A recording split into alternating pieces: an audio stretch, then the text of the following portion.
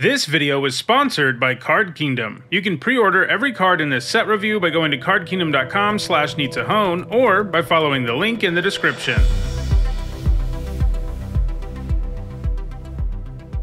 Hi everyone, I'm Urza'S, and today I'm continuing with my Brothers War limited set review. Yesterday I looked at all the multicolored and colorless cards in the set, and today we're continuing with white. In these videos I discuss how good I think the new cards are going to be in the new limited format. I use a letter grade system to sum up my thoughts on each of these cards, and if you aren't sure what those letter grades mean, check out the description where you'll find an explanation. Before we take a look at the first white card, a few reminders. This review is about limited only. That means draft and sealed. That means I'm only going to be reviewing cards that appear in draft boosters.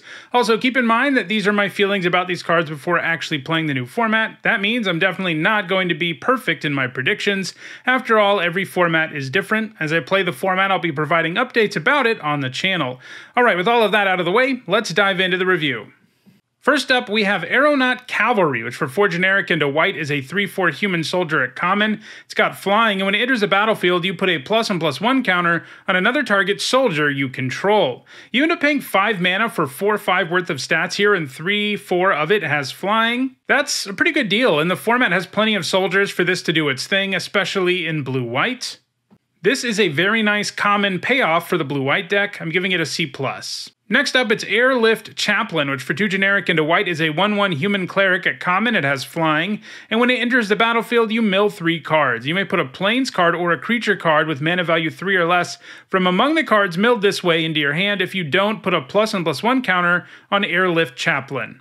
This is another nice comment. Chances are pretty good you'll hit something you can get back with the mill trigger, and if you don't, or choose not to get something back, you get a 3 mana 2/2 with flying that loaded your graveyard some, which is pretty nice. The black-white deck in particular is interested both in the graveyard and in cards with lower mana values, so this will slot in very nicely. I'm giving it a C+.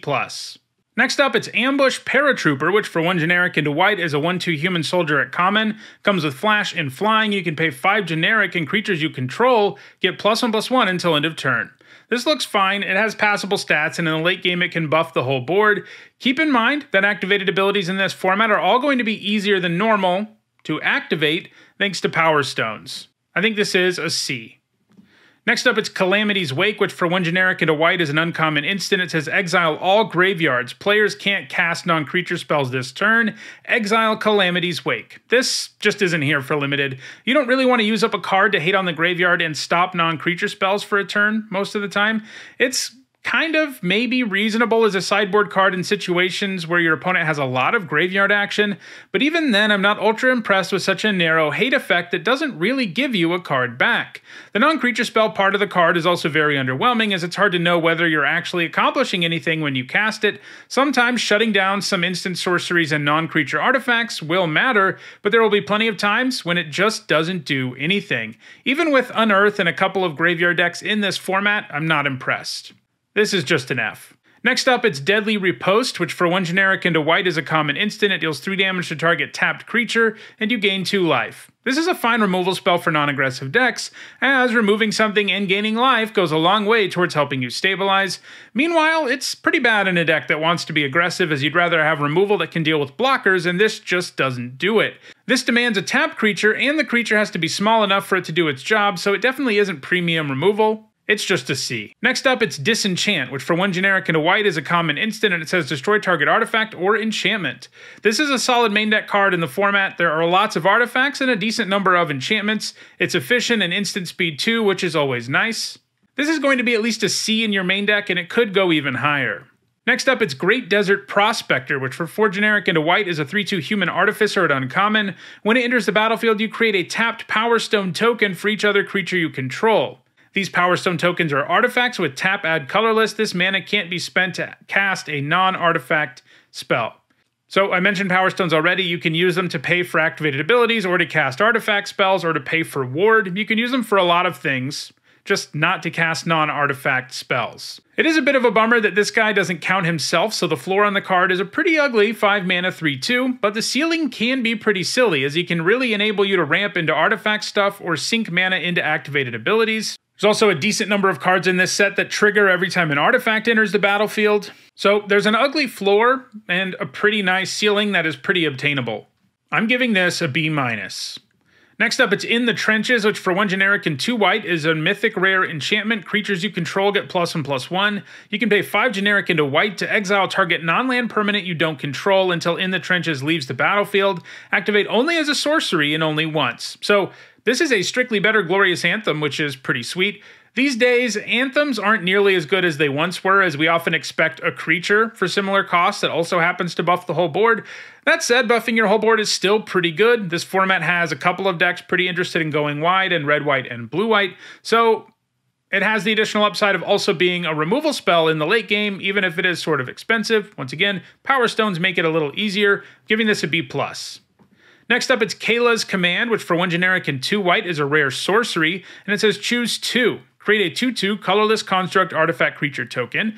Put a +1/+1 counter on a creature you control. It gains double strike until end of turn. Search your library for a basic plains card, reveal it, put it into your hand, and then shuffle, or you gain 2 life and scry 2. So when you break down the various things you get when you pay 3 mana for this, you're going to feel pretty good about it. I think you'll almost always want to make the 2/2 and then choose one of the other options. And so what you get is a 3 mana 2/2 that draws you a plains. Yeah, that's pretty good. A 3 mana 2/2 that puts a counter on something and gives it double strike until end of turn. Yeah, that's good too. A 3 mana 2/2 that gains you 2 and scries 2. I'm also happy with that. This is just a great return on your mana investment no matter what options you choose. Nothing it does is game breaking, but you'll often feel like you're getting 2 full cards worth of value when you cast this. And that's pretty great for 3 mana. I'm giving this a B+. Next up, it's Kayla's Reconstruction, which for X and 3 white is a rare sorcery. It says look at the top 7 cards of your library. Put up to X artifact and or creature cards with mana value 3 or less from among them onto the battlefield. Put the rest on the bottom of your library in a random order. So like paying 4 for this isn't very good. It gives you a bit of card selection and will put one thing into play, but you're not really getting a discount. And you're just sort of spinning your wheels. Once we're talking about 5 or 6 mana, things do get a little more interesting. That said, your deck will need the right makeup for this to actually give you the value you want, and even though black-white decks in this format are interested in cards with these mana values, it does seem like there's a pretty real risk of sort of whiffing with this. This is definitely going to be clunky sometimes, but at least it will usually add something to the board. I'm giving it a C+. Next up, it's Lay Down Arms, which for 1 white is an uncommon sorcery. It says exile target creature with mana value less than or equal to the number of planes you control. Its controller gains 3 life. So obviously this is going to be at its best if you can go mono white. That's not super doable in most limited formats, and I don't think it is here. But at the very least, you do need to be pretty heavy into white, like running 10 or more planes. That isn't a huge ask. You do that a lot in limited. And if you're doing that, you can consistently use this to hit things with mana values that are pretty high, 3 or 4 mana. And paying 1 mana to deal with something like that is a great deal. I think most white decks will get enough use out of this for it to be a B-. If you're only running 7 or 8 planes, it does get significantly worse though. Next up, it's Loran of the Third Path, which for 2 generic and a white is a 2/1 legendary creature, human artificer at rare. She's got vigilance. When she enters the battlefield, you destroy up to 1 target artifact or enchantment, and you can tap her, and you and target opponent each draw a card. So this is going to be really good, mostly because you'll almost always have a target for that enter the battlefield ability, which already sets you up for a 2-for-1. A 3 mana 2/1 with vigilance isn't that exciting, but it is a body that matters a little bit, and the card draw effect can end up being quite good too, especially because you can use it in a way where you get to use the new card first, helping to mitigate against the downside of also giving your opponent a card. I think this is a B+. Next up, it's Loran, Disciple of History, which for 3 generic and a white is a 3/3 legendary human artificer at uncommon, and whenever it or another legendary creature enters the battlefield under your control, you return target artifact card from your graveyard to your hand. So usually this is going to be a 4 mana 3/3 that gives you an artifact back from your graveyard, and that's a pretty good card. White is unusually good at loading the graveyard in this format, especially if you're going with black-white, and the format has a lot of artifacts, so this is eminently doable. You shouldn't really count on having very many other legendary creatures though. Most of them are at higher rarities. There isn't like a whole cycle of lower rarity legendary creatures. The signposts and commons in this set aren't legendary, for example, but this is still pretty good. I'm giving it a B-. Next up, it's Loran's Escape, which for 1 white is a common instant. It says target artifact or creature gains hexproof and indestructible until end of turn, scry 1. We've seen a lot of these effects lately, and once they lowered the cost on these things to 1, they've all been very playable, and I think that's the case here too. It can blank removal and some various other effects while also improving a creature's ability to win combat. You get some big tempo when you're able to cast this in response to a removal spell or help your creature survive and your opponent's dies. I'm giving this a C. Next up, it's Mass Production, which for 5 generic into white is an uncommon sorcery. Create 4 1/1 colorless soldier artifact creature tokens. 6 mana is definitely a little more than I want to pay for 4 tokens, especially at sorcery speed, but the fact that these tokens are artifacts makes it significantly more impressive than it might look at first, and the same can be true for the fact that they're soldiers. It helps you go wide, it helps you trigger your artifact things, and it helps your soldier synergies. The cost isn't great, but it seems pretty solid. I'm giving it a C. Next up, it's Meticulous Excavation, which for 1 white is an uncommon enchantment. For 2 generic into white, you return target permanent you control to its owner's hand. If it has Unearth, instead exile it, then return that card to its owner's hand. Activate only during your turn. I don't think this is playable. It does, I guess, give you ways to rebuy into the battlefield abilities and the like. You can return a prototype creature, I guess, and then recast it, but it asks for way too much mana, and you're only going to have that much mana available in the later part of the game, even with Power Stones around. The whole Unearth part of the card is kind of silly too, because to take advantage of it, you're going to need to pay to unearth the creature in the first place, and then pay 3 more to return it to your hand, and that's just not that doable. The ability on this thing just costs too much, and it's far too narrow. It's just an F.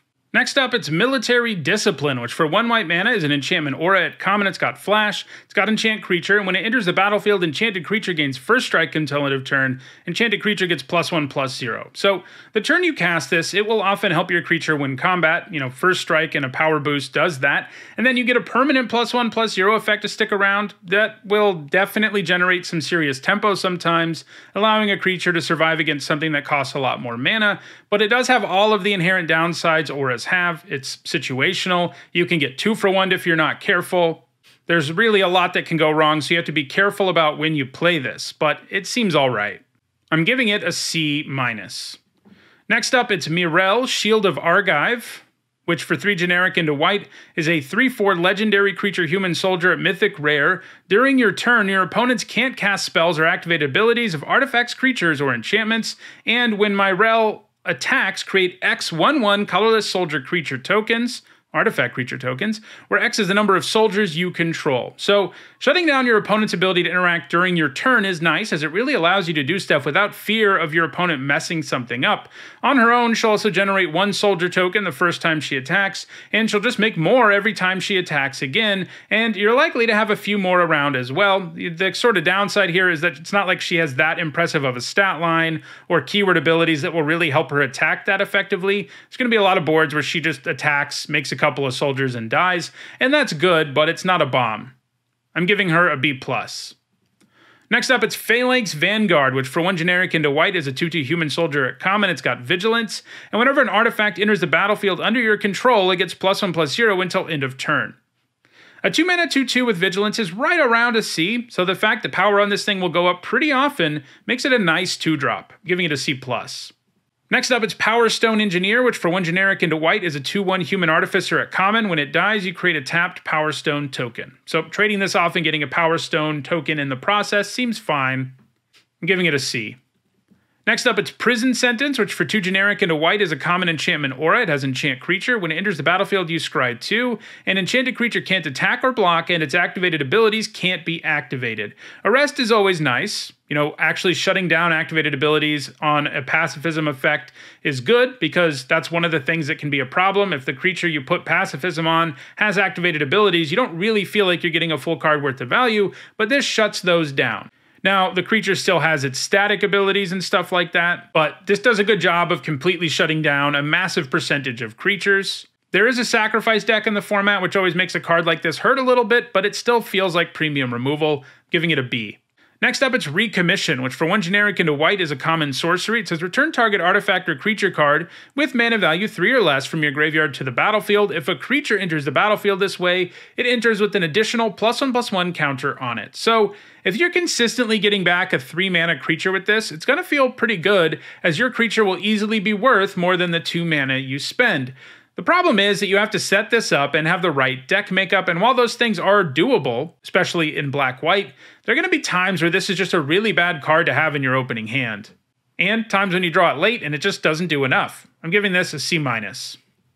Next up, it's Recruitment Officer, which for 1 white mana is a 2/1 human soldier at uncommon. You can pay 3 generic and a white to look at the top 4 cards of your library. You may reveal a creature card with mana value 3 or less from among them and put it into your hand. Put the rest in the bottom of your library in a random order. So this has nice base stats and can allow it to do some significant damage early, and it has a mana sink ability that can do some pretty serious work in the late game. It is definitely the least useful in sort of the middle part of the game where it isn't big enough to matter and you don't really have the mana to spend on the ability. But again, remember, Power Stones will make this easier to use. You'll be able to draw off of it often enough that it looks pretty good, giving it a C+. Next up, it's Repair and Recharge, which for 3 generic and 2 white is an uncommon sorcery. It says return target artifact, enchantment, or planeswalker card from your graveyard to the battlefield. Create a tapped Power Stone token.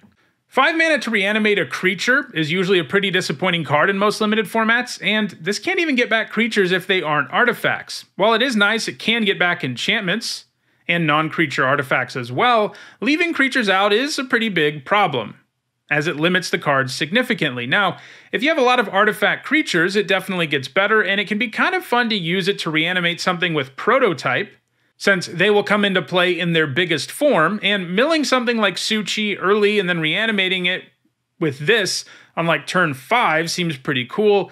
But those are all sort of the ideal scenarios where you can use this card really effectively, and I don't think they'll line up often enough. I'm giving this a D.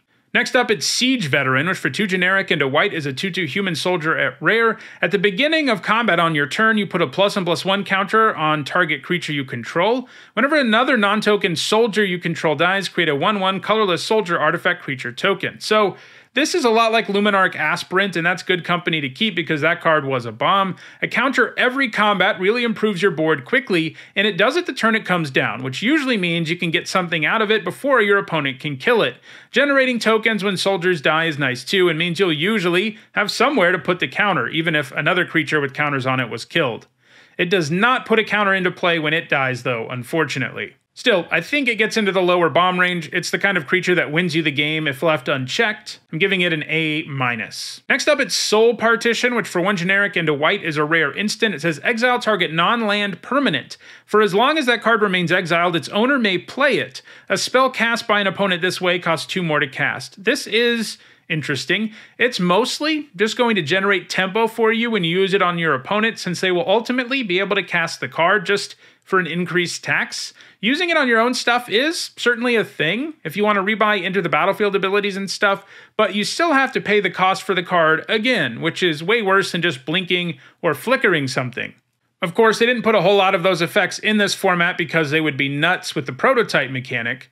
But yeah, basically this is a white version of a bounce spell in a lot of ways. Though making them pay the extra tax does make it a little bit better than a straight-up bounce spell would be. Ultimately, you're going to get some tempo, but go down a card when you cast this. It's probably just a C.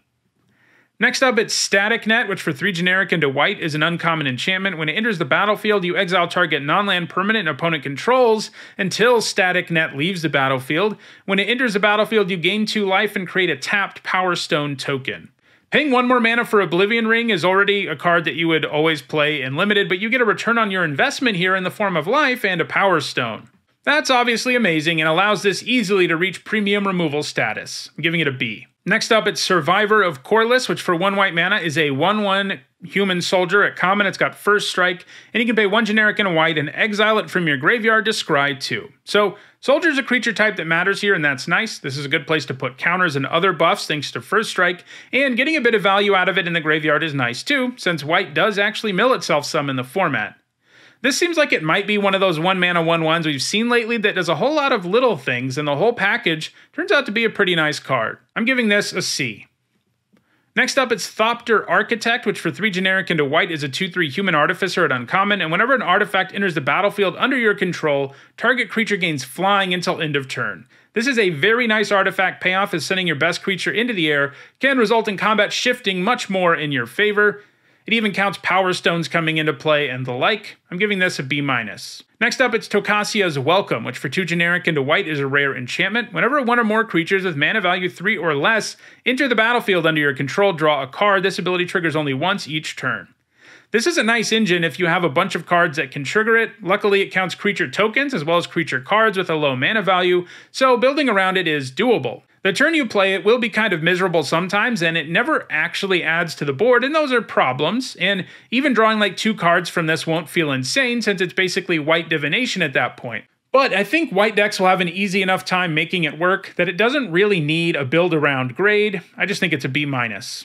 Next up, it's Union of the Third Path, which for 2 generic into white is a common instant. It says draw a card, then you gain life equal to the number of cards in your hand. So 3 mana to draw 1 card is pretty bad. Adding life gain to the mix certainly improves things, though the fact this format doesn't actually have a life gain deck makes that matter a lot less. I think you'll cut this more than you play it. It just doesn't seem that impactful overall. I'm giving it a D+. Next up, it's Warlord's Elite, which for 2 generic into white is a 4/4 human soldier at common. As an additional cost to cast this spell, tap 2 untapped artifacts, creatures, and/or lands you control. I don't like this very much. A 3 mana 4/4 is pretty nice, but it's not like incredible, and this makes you jump through some significant hoops to get it into play. Tapping lands or creatures to play this feels like something you don't want to do most of the time, so you're really left with tapping artifacts like Power Stones, and yeah, that's a thing, but even that doesn't impress me that much. This is a lot of work to do for a vanilla 4/4. I think this is a D+. Next, it's Yodian Medic, which for 2 generic into white is a 1/4 human cleric soldier at common, and it has lifelink. This is a solid defensive creature. It can block for a lot of the game while giving you back some life, and it's likely to frustrate some aggro decks, but not all white decks are going to be interested in something this defensive. I'm giving it a C-. So those are technically all of the cards that are white, but they changed the way that set numbers work in this set, and artifacts that have a colored identity of one kind or another have a set number corresponding with that color. So we're also going to look at a bunch of artifacts now that have white identities. Starting with Autonomous Assembler, which for 5 generic is a 4/5 artifact creature assembly worker at rare. It has vigilance. You can pay 1 and tap it to put a +1/+1 counter on target assembly worker you control, and it comes with Prototype. This lets you cast this spell with different mana cost, color, and size, but it keeps its abilities and types. And in this case, you can pay 1 generic and a white to get a 2/2. This is great either way you cast it. Both give you an efficient body for the cost, and both can put counters on themselves. There are a few other assembly workers in the set too, of course, but most of the time, you'll just be putting the counter on the assembler. This can get out of hand in a hurry, especially thanks to Vigilance. It can attack, block, and use its ability every single turn cycle. We're going to see some prototypes where playing that prototype in a deck that can't pay the prototype cost isn't a great idea. It's not really true here. This one will slot into any deck. If you always have to pay 5 for this, it's still a very good card. Obviously, it's better if you're in a white deck and can choose to pay the prototype option, but even if you don't, this thing's really good. I'm giving it a B+.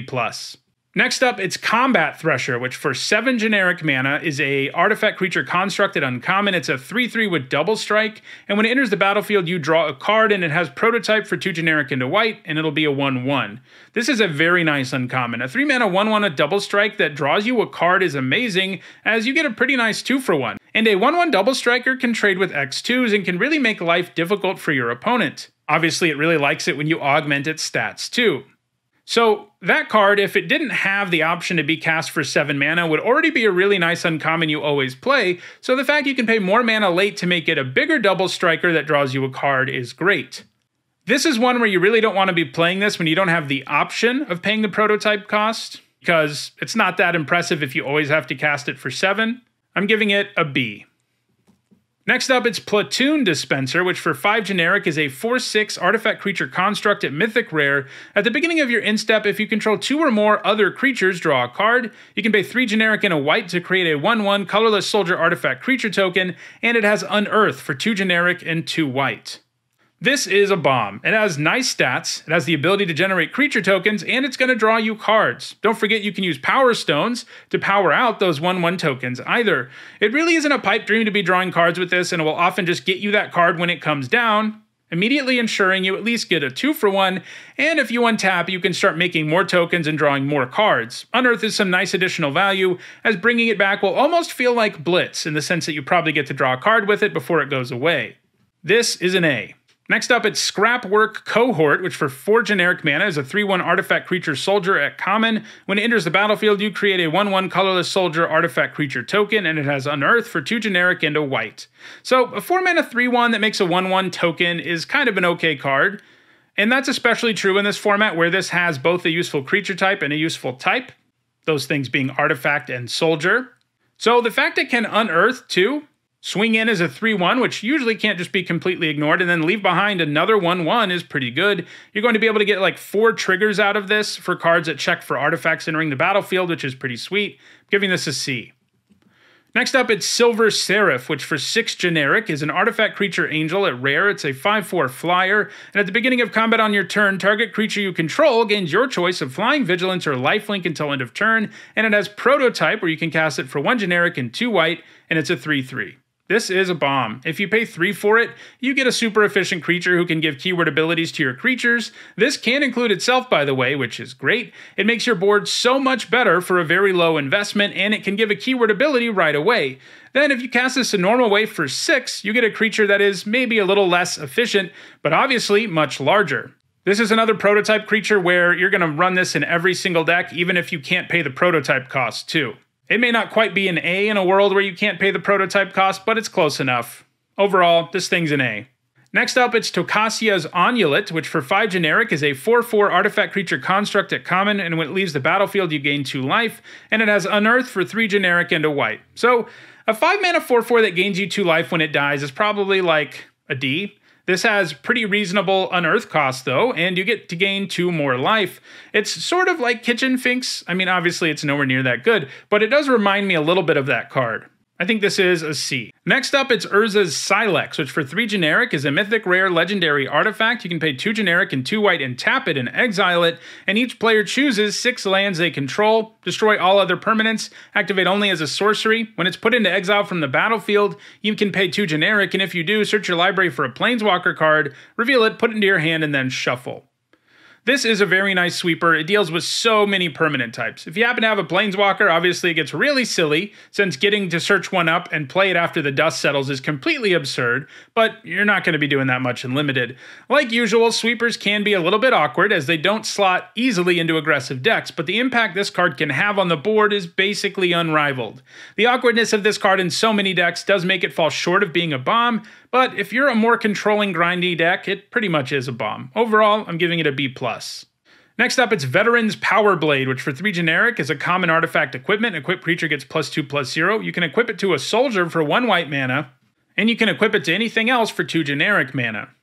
1 mana to equip this is pretty nice, but 3 to cast it is always going to feel kind of ugly. Still, it makes your soldier tokens into 3/1s. There's lots of other soldiers, we've seen many in this video, that have keyword abilities that would like to be augmented. But I don't really feel like this is the soldier payoff you're really hoping for. I'm giving it a C-. And our last artifact with a white identity is Yodian Frontliner, which for 1 generic mana is a 1/1 artifact creature soldier at uncommon. When it attacks, another target creature you control gets +1/+1 until end of turn, and it has Unearth for 1 white mana. This will be nice on turn 1 because it's likely to get in and buff other creatures early. However, even with Unearth, it does have diminishing returns as the game goes on because it just won't survive attacking on basically any board. So if you end up paying a couple of mana to buff a creature twice, I'm not super impressed. You know, it is an artifact, it is a soldier, and those things help prop it up a little bit, but I still think it's just a C-. So, those are all my thoughts on all the white cards in the Brothers' War. Tomorrow I'll be back with a look at all the blue cards in this set. If you enjoyed this video, please like it and share it so others can enjoy it too. If you want to make sure you catch the rest of this set review, don't forget to subscribe. If you want to catch up on the set review videos that are already published, you should see a playlist on your screen shortly. Thanks for watching.